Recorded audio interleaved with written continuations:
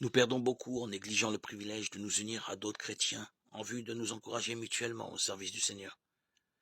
Les vérités de la parole inspirée perdent leur éclat et leur importance. Nos cœurs ne sont plus éclairés et vivifiés par leur influence sanctifiante et nous déclinons spirituellement.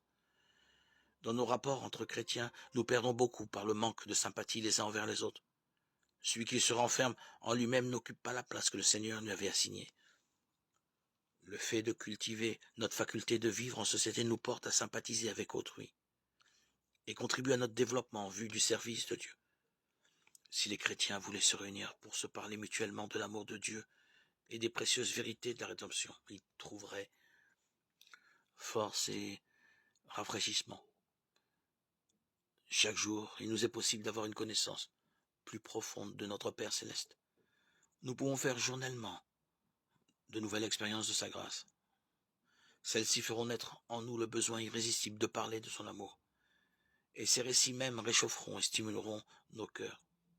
Si nous pensions davantage à Jésus et si nous parlions plus souvent de lui et moins de nous-mêmes, nous jouirions beaucoup plus de sa présence.